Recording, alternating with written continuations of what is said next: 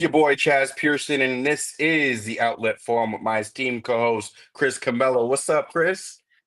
No more holidays, no more fires. Cue the theme song to welcome back Cotter. Welcome back.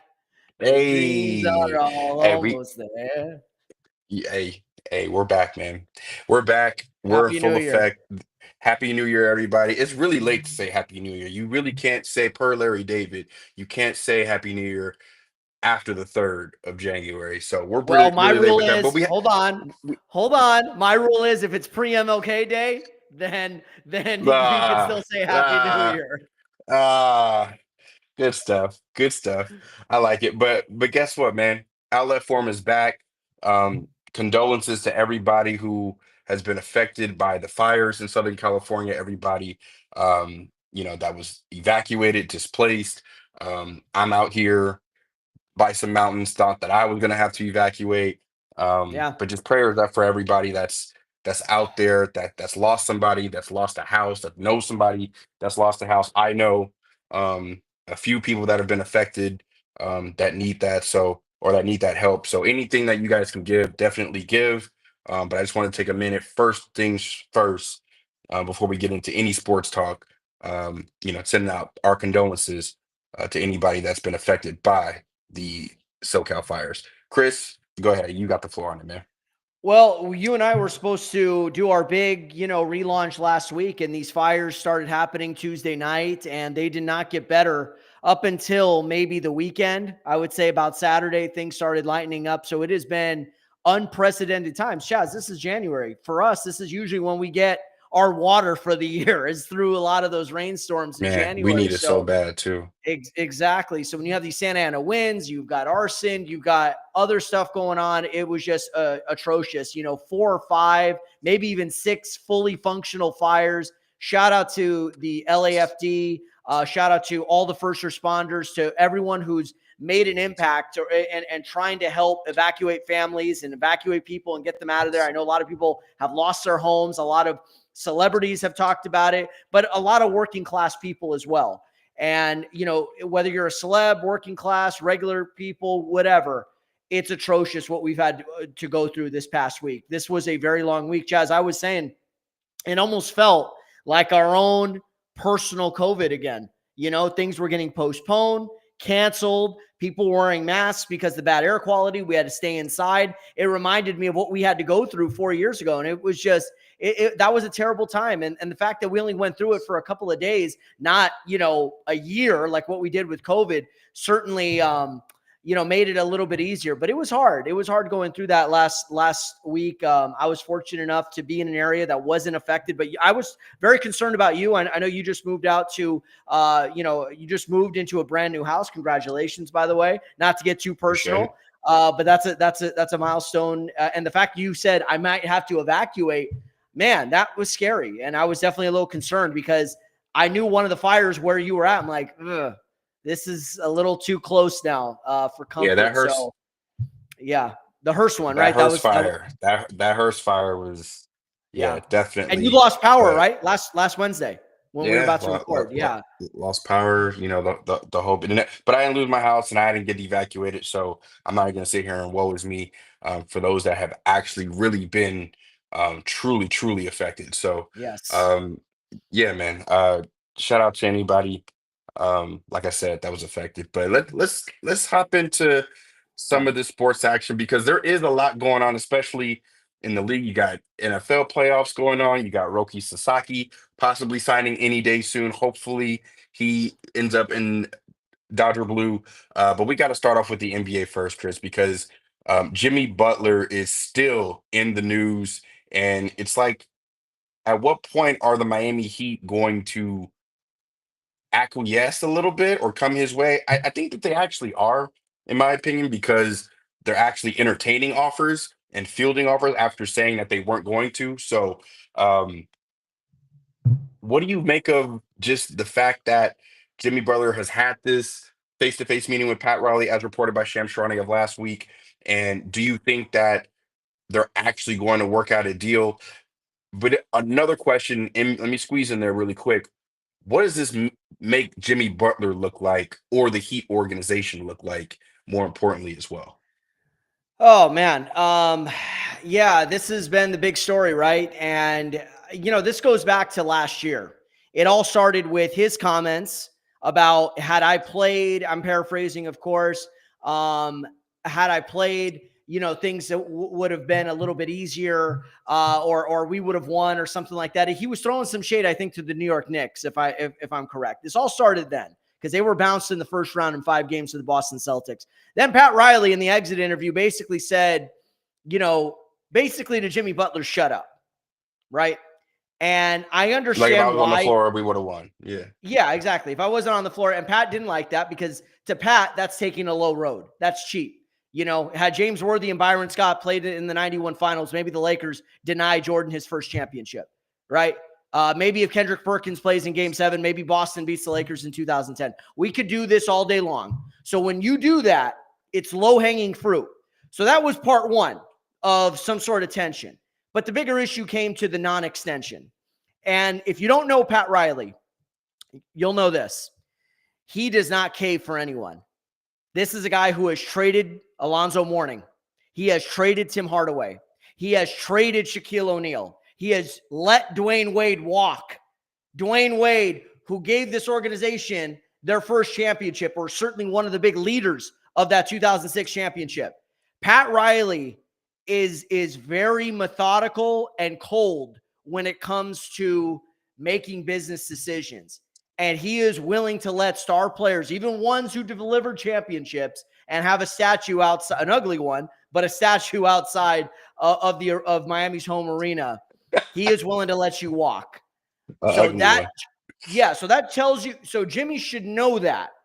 And the fact is, when you combine that with kind of an average season, a so-so record, they have struck out on getting Jimmy another true superstar through the years outside of Bam, which you don't really count because Bam is homegrown, or even Tyler Hero. They've had a lot of success. Two finals appearances, 3 conference finals appearances, in 5+ years together. And it all comes down to the extension. And Pat Riley probably feels this could be the beginning of the end. So I'm not going to hamstring myself financially for a guy whose best days might be behind him. So it has caused a tension, and now Jimmy wants out. And I think at this point, it might be best for all parties concerned to get him up out of there. I think Jimmy was a really good fit with the Heat, really good fit with Spo and the Heat culture, orchestrated by the great Pat Riley. But sometimes you have to know when the show is over. But I don't think it makes anybody look bad, to be honest. Doesn't look bad from a Riles standpoint or Heat organization standpoint. Also doesn't look bad from Jimmy, but it's just a bad relationship. Kind of like what I think's gonna happen if Deion Sanders takes the Cowboys job, right? At some point, like it'll be good, but when that thing goes bad, that thing is gonna go really bad. And we didn't think that it was gonna go this bad with Jimmy. He's been there at least 5, going on 6 years. But at the same time, if you don't get your bread and it doesn't work out, or you're promised something and it doesn't work out, that's just what happens. Kind of like James Harden and Daryl Morey. Those guys will probably never speak again. So but we know you what know the what though, backstory Chaz, is with that. Can I just respond to something? You're Yeah. right in the macro view, but here's where I'm going to push back just a little bit. It's bad when in how you deliver these messages, right? Let's start off with Jimmy. I don't have any joy in the game. I'm still demanding a trade. There is a passive-aggressive poutiness to Jimmy that I've seen a lot more through the years. We saw it in Minnesota at times. We saw it a little bit in Philadelphia at times, and we've seen it in Miami. There's a diva-ish quality, but there's also a poutiness to him, which I don't like. And I've noticed it in Kevin Durant. I've seen it. We've seen it in other stars. But that's what makes you, meaning Butler, look bad. Riles is the same guy now.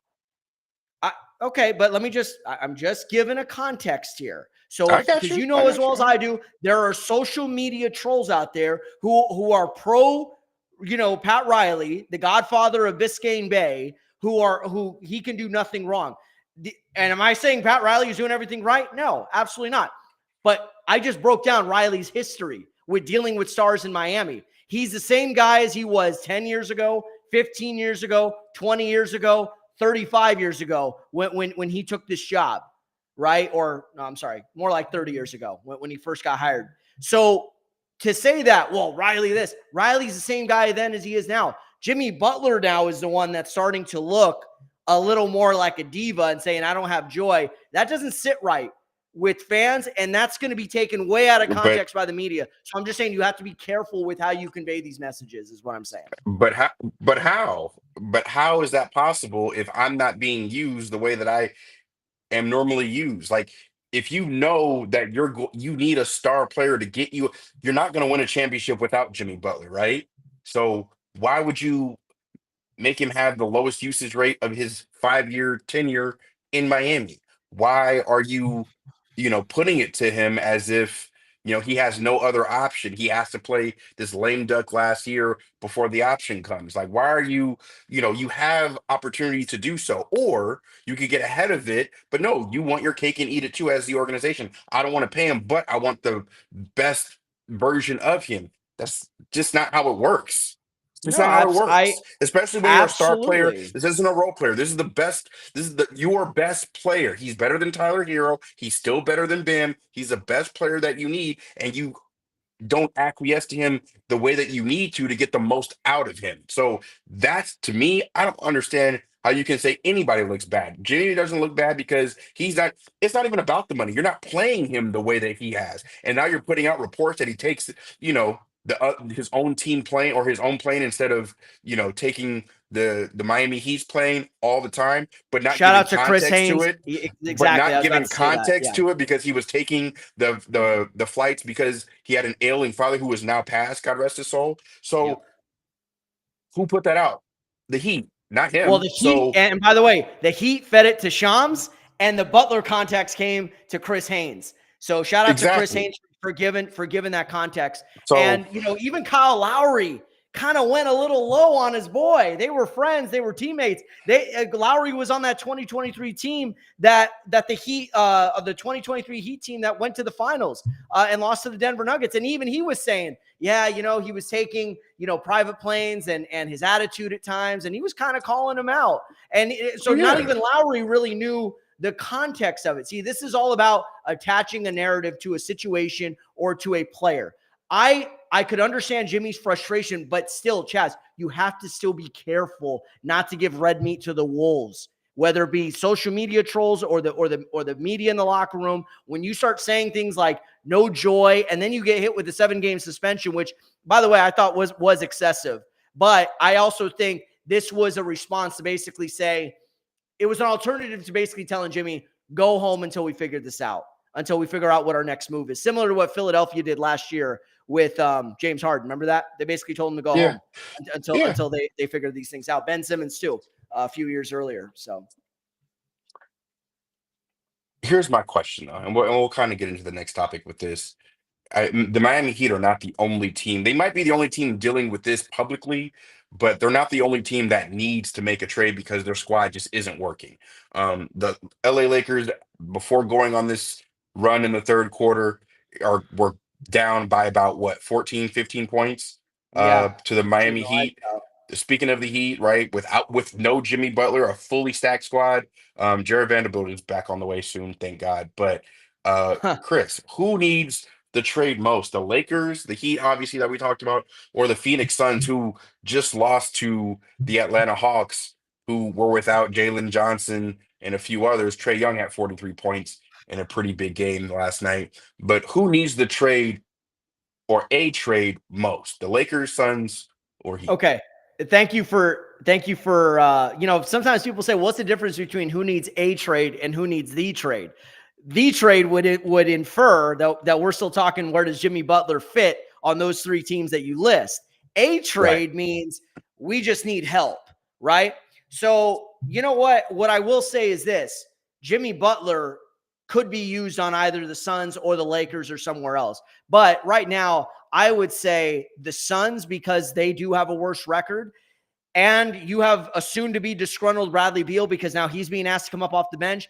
They need to do something here. And they already did. They already started. They traded for Nick Richards. They sent her out of Charlotte. They traded Josh Okogie today, as well as 3 second rounders Got to him up out of Charlotte for Nick there. Richards and a future second. So that's going to shore up their front court as well as their depth. That's going to give them a little bit more athleticism, a little bit more youth on the front line. So that's huge right there. Miami certainly needs to figure out this Butler situation, because if he doesn't return, this team is going to be going nowhere. They'll probably be a play-in team, but they'll be another first-round exit. So, however, Suns have been playing very inconsistent, and I'm starting to wonder, it's certainly not a coaching thing, because we blamed Frank Vogel. I don't know if you could blame Bud again. It's a roster thing. It's a roster construction thing. So I think the Suns right now could really use a trade, but the Lakers, they need another big man bad. And the fact that they lost out on Nick Richards to a divisional foe, that does not look good on Rob Pelinka right there. So the Lakers need a trade as well. But Suns, to me, they need a deal. Is that who you're picking? That's Yeah. That's who you're absolutely picking? They got a worse record right now, man. If they're going to have any hope at saving this season, at least being a play-in team, they got to make one more big move. It's the Lakers. I mean, the Heat are the obvious one for obvious reasons, but the trade is the Heat. A trade is the Los Angeles Lakers for a couple reasons. This team, when engaged, can be as high as the fourth seed or third seed in the West. And we saw that within the last couple weeks before they took a little tumble before being out for the past week due to the SoCal fires. I think the Lakers need a trade the most because they can squeeze the most. The Miami Heat aren't going anywhere in that Eastern Conference, with Cleveland, with Boston, Milwaukee playing good basketball now, and obviously the Knicks doing their thing. They're not going anywhere in the Eastern Conference, especially with an unmotivated Jimmy Butler. It's just not happening. The Suns doesn't matter. Even if they got Jimmy Butler, let me put it to you this way. Even if they got Jimmy Butler, they wouldn't get out the first round. Why? Because they don't have the size and they don't have the depth that they need in order to get over to the next hump. Now, JJ Redick has figured something out with this Laker team. Does he need to play Dorian Finney-Smith more than Rui Hachimura? Are there still other tweaks that he can make to make the team better with what he has? Absolutely. But Rob Pelinka definitely, even going into this year, upcoming season, did not have the right roster. Everybody knew that. He knew that. But you have to wait until December 15th for certain guys that sign a deal over the summer to be even eligible to be traded. Then you also want to wait until, sellers become buyers or buyers become sellers by the trade deadline. So I understand what he's doing. It just depends on what he decides to pull the trigger on. If that Utah deal with Kessler or Sexton is really the most viable, because it sounds like it based on reports. Utah has been engaged with the Lakers forever now, but Danny Ainge is Danny Ainge, and if you don't know, he's gonna gouge. He's gonna gouge. Of course, absolutely. Danny.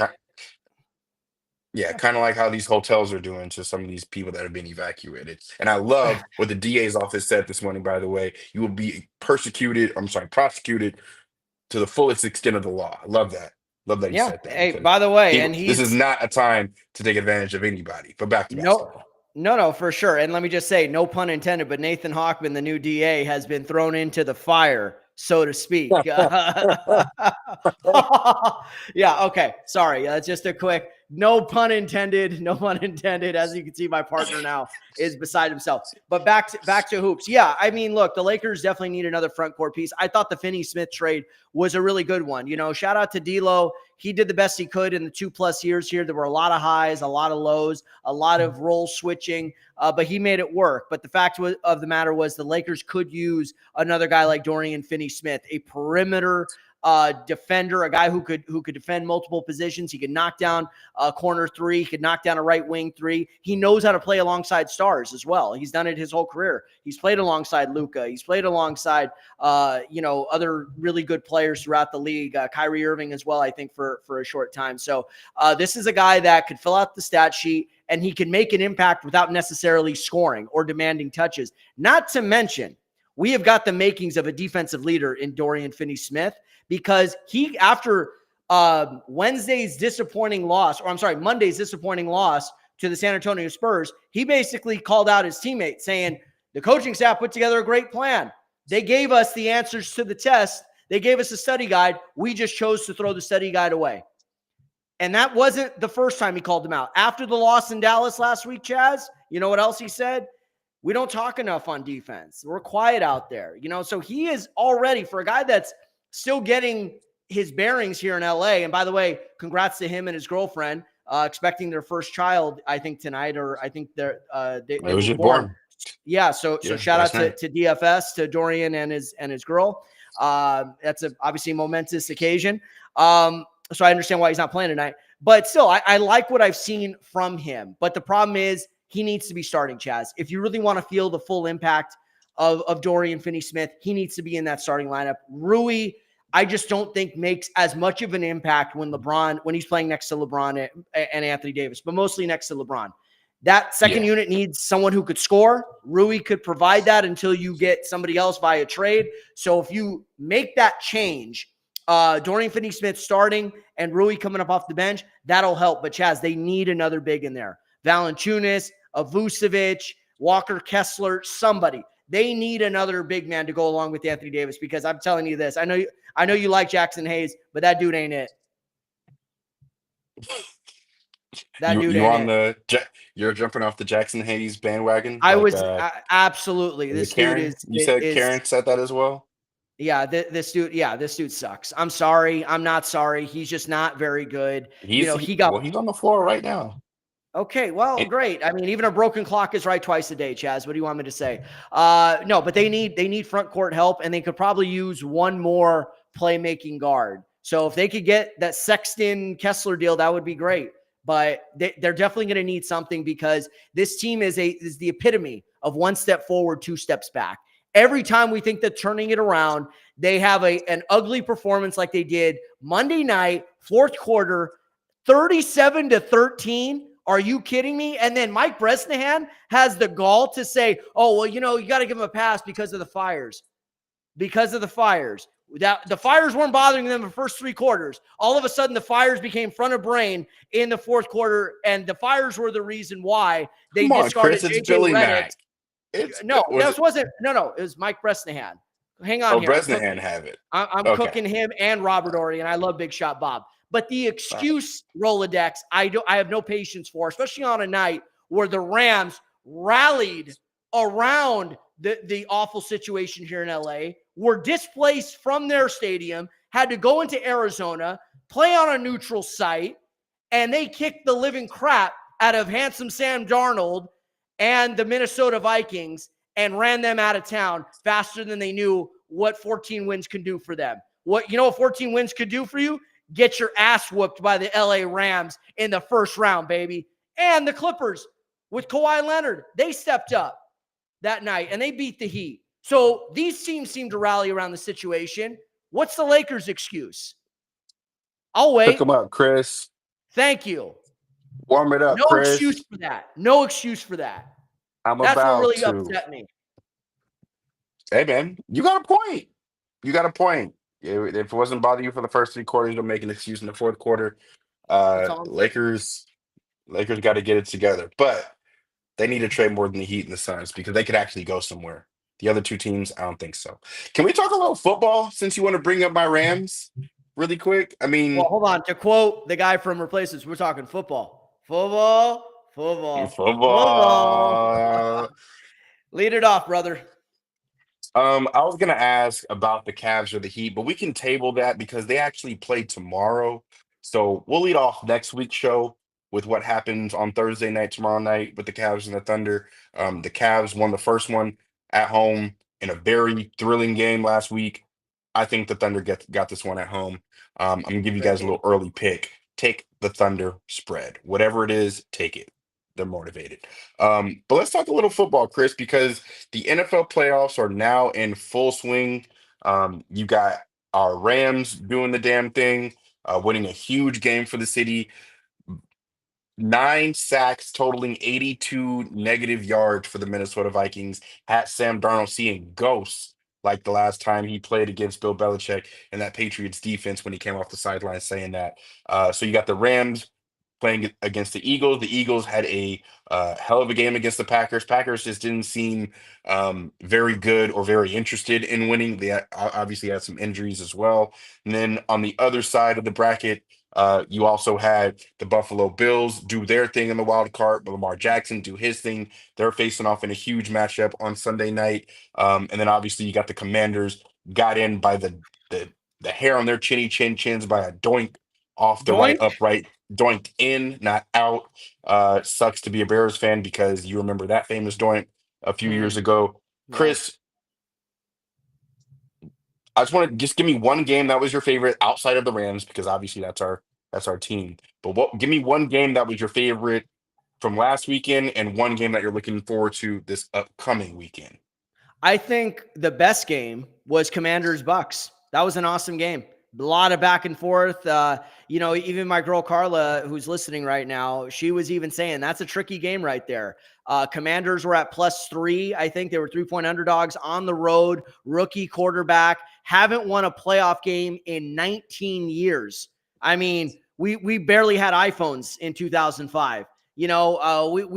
Everybody was busy on MySpace on their desktops with the big screens with the big butts. That was the last time that the Commanders, or back then they were the Redskins, had done anything in the NFL playoffs. So shout out to Jaden Daniels. He has been absolutely something this year. Second overall pick, a Heisman Trophy winner, but somebody who, just like we saw with CJ Stroud last year, Chaz, showed that he could handle the big stage. And that is not easy to do, to go in on the road against a very potent Bucs team who, when they got the best of it, they're difficult to beat, and a very good defensive-minded coach in Todd Bowles. But Dan Quinn, Cliff Kingsbury, that coaching staff, Terry McLaurin, what he was able to do for them.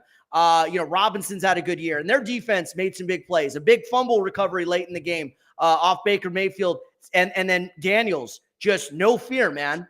He knows he's playing with house money. He's going to go out there and execute. And then the kick, the doink through the upright to send them to Detroit to take on the Lions. That was definitely my favorite game. And I think that was honestly the best game, Chaz. Every other game was kind of a blowout. That one was actually fun to watch.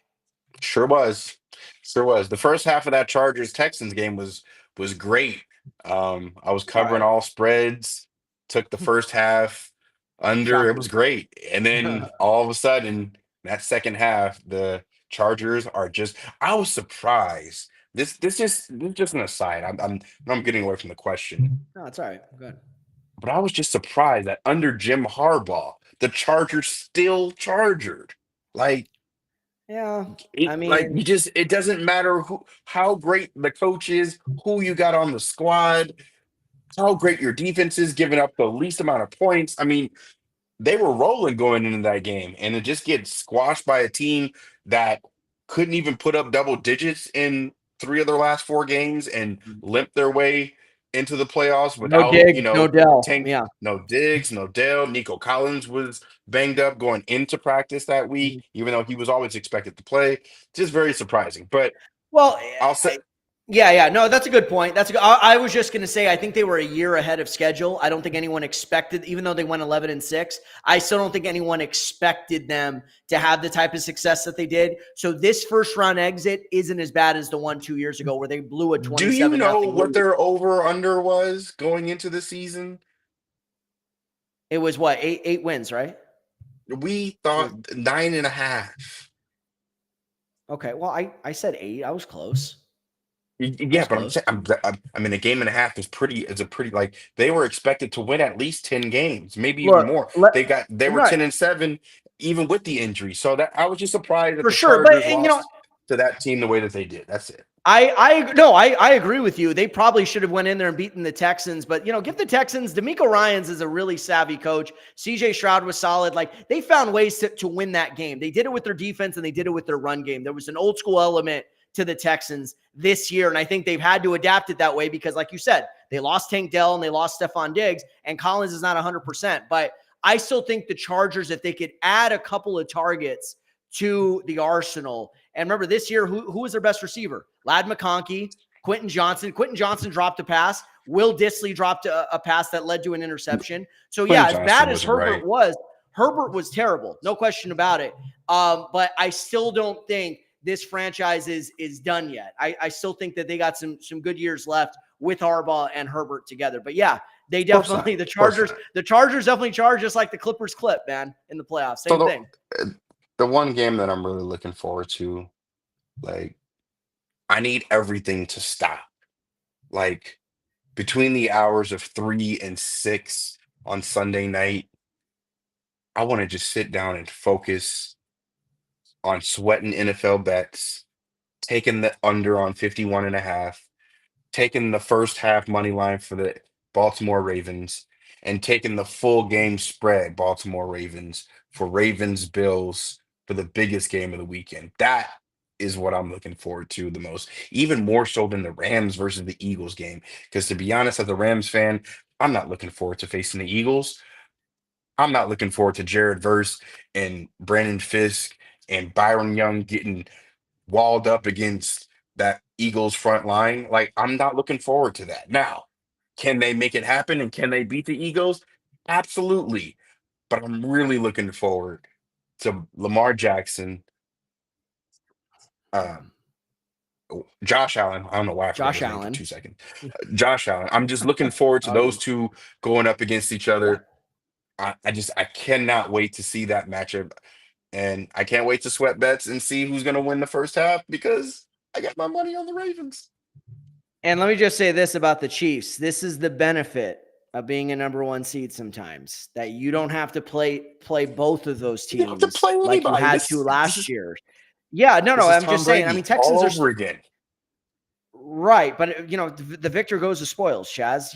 When you take care of business in the regular season, guess what? You get rewarded with things. Bye weeks, home field, better path to the Super Bowl. That's what it is. And that's going to be an electric matchup. By the way, Bills better remember that ass kicking that LJ and the Ravens gave to them earlier this season. I think they were at one point leading like 28-10, 35-10 or something. They put the smackdown on the Bills. So we'll see how much the Bills have actually grown against Lamar Jackson and the Ravens, because that run game with Derrick Henry, man, that is the ultimate cheat code right there. I mean, you saw what they did to the Steelers without Zay Flowers, their number one receiver. I mean, that is just, they have really figured some things out. But now the question is, if Lamar could beat Josh Allen and the Bills, that's a big time win. And it sets up a rematch of last year's AFC Championship, hopefully He's against the Chiefs, he's assuming he's Mahomes and company take down favored. the Texans. He's supposed to. Like, No, I know, but I'm saying, though, his postseason record, as I you don't know, it's not great. I hope I'm not right about this because my money is on the Lions. Let me just say that. My money is on the Lions to win the Super Bowl. I Wait a know minute, is a that lot of your people got pick, the or is that your pick, or is that Jazz? I know Jazz is a Lions fan. No, at the Monday after they whooped the Cowboys' ass the way that they did, even after they lost Aiden Hutchinson, I went onto my app and I placed a very large bet on the Detroit Lions. So Okay. if they win, I'll be able to cover the majority of my mortgage, or a good portion of it, I should say. Okay. Wow. So for that purpose Wow. and that purpose only is the reason Okay. why I'm thinking I'm going with the Lions. Now, would I I love for got the you. Rams to win it? Absolutely. But Yeah. I'll tell you this, my gut, I just want to put this out there into the airways because this is just what my gut is saying. I think this is Lamar's year. Like, you know how, Maybe. like, everybody has like that year, like when Dirk in '07. I'm sorry, not 20, '07.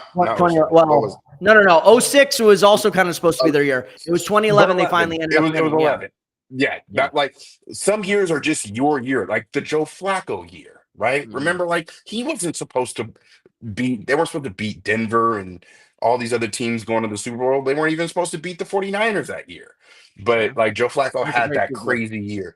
I Yeah. This just might be Lamar's year. And I just feel like that for whatever reason. I could be dead wrong.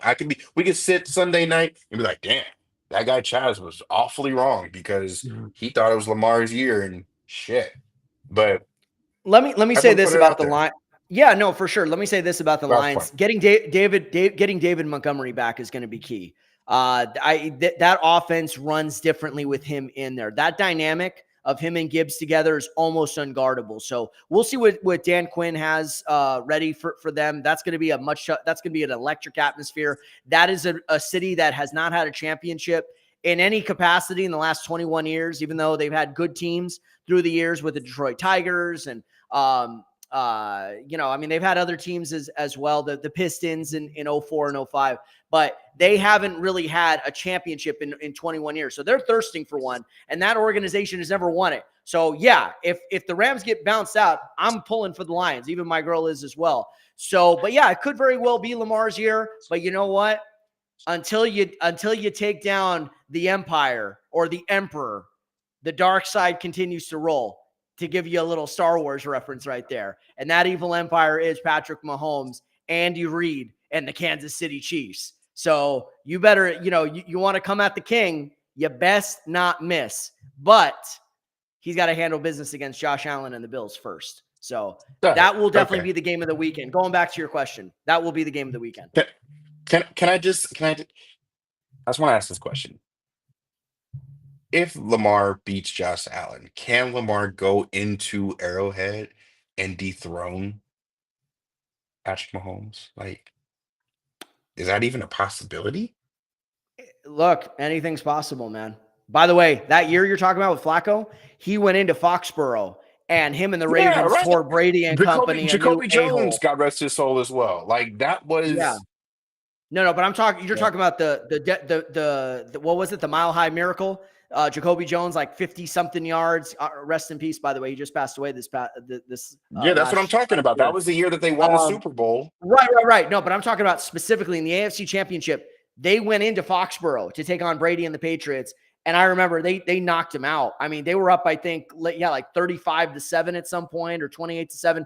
They were killing them. I mean, they were a complete team that year. So it very well could happen. If there's any sort of vulnerability with the Chiefs, even though they finished the season 15-2, it's the fact that you don't know what you're going to get offensively, because they don't have those reliable targets. They've been kind of an average offense at times this year. They've been an average defense at times this year. However, Chaz, here's the scary part.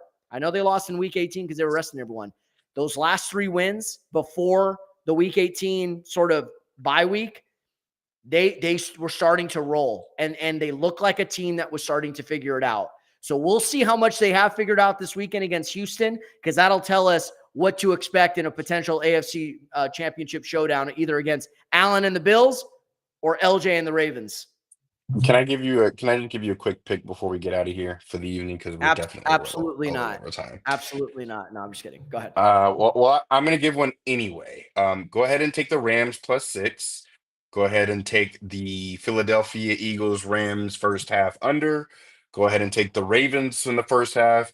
Go ahead and take the Ravens Bills under 51.5. And last but not least, take the Houston Texans spread +9. 9 points in a playoff game. I don't care if it's the Chiefs. A playoffs, 9 points. Playoffs? Lay the points. Oh, wait, are you talking Texans? Texans Chiefs? Texans Chiefs. Take the Texans +9. The back door will be open all day and night long. With that, meet me at the back door. Yeah.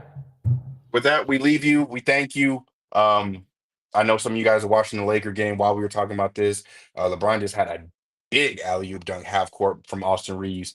Lakers up 92-89 with 9 minutes to go. Hopefully Max Christie can knock in this 3 and he gets blocked. So with that being said, we'll see you guys next week. Thank you guys for tapping in. You guys know where to follow me at Chaez Pearson on Instagram and Twitter. On Chris, where can I follow you, my man? Yes, you could. First of all, follow us at The Outlet Forum, YouTube, Twitter, Instagram, always posting stuff on there. Follow me at Chris_Camelo on Twitter, X, whatever it's called. Instagram, CCamelo1. It is great to be back, by the way. Way too long since we've done a show. If you're hurting out there, I hope thoughts and prayers are with you. And anyone who's making donations to American Red Cross, to the LA City Firefighters, fund, keep doing that. There's a lot of people who need help right now. So I just want to throw that out there.